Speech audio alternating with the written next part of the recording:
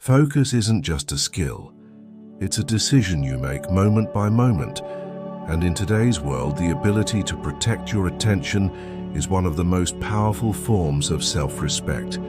Because if you don't choose where your mind goes, someone else will. Today, we're rewiring your relationship with focus. Your attention is a limited resource, and your brain, biologically, is wired to seek novelty, especially under stress. That's why scrolling feels easier than sitting still, why multitasking feels productive when it's not, and why distraction isn't a weakness, it's a design flaw in an overstimulated world.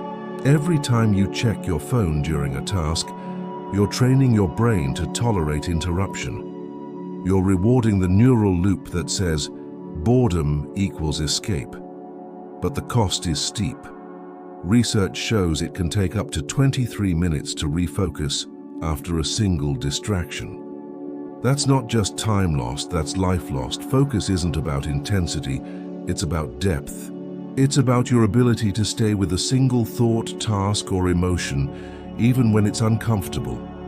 Especially when it's uncomfortable, because that's where the rewiring happens. That's when new circuits of patience, clarity, and self-trust are formed. Your brain operates on what's called the salience network.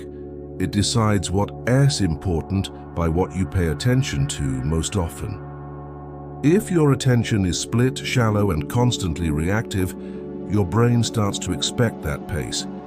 But if you create intentional space for monotasking, reflection, and stillness, your brain adapts. It slows down. It focuses. Let's be clear, it's not about cutting off technology. It's about reclaiming your relationship with it. You are not your notifications.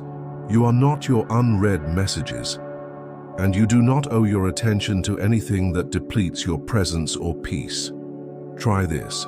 Set a 25-minute timer, turn your phone on airplane mode, and choose one meaningful task. Doesn't matter if it's writing, cleaning, reading, or just breathing. Stay with it. If your mind wanders, gently bring it back. That's not failure, that's the rep. That's how your focus muscles grow. The more you protect your focus, the more empowered you feel. Why? Because focus is how you meet your potential in real time. It's how you go from intention to action. And the more often you experience that alignment, the more your brain starts to believe, I can trust myself. Multitasking, contrary to what we've been taught, doesn't make us more efficient. It makes us more fragmented. It increases cognitive load, drains mental energy, and weakens memory. But when you train your brain to stay with one thing, you create a ripple effect of clarity across your entire life. Focus is an act of resistance in a distracted world. It's you telling your nervous system, I'm safe, I'm present. I don't need to chase every ping, pull, or post. I'm here, and here is enough. Today, audit your attention. What's draining it? What's nourishing it? What's just filling the space between you and your potential? Then make one shift. Mute a notification. Close unused tabs. Clear visual clutter. Focus is a choice, and it's made easier by design. The people who move the needle in their lives aren't the ones with the most time or talent. They're the ones who protect their attention like their life depends on it. Because in many ways it does. Not just the length of life, but the depth of it. The meaning, the memories, the legacy. You're not bad at focusing. You've just been rewired for distraction, but now you know the way back. And it starts not by doing more, but by doing less, with more presence.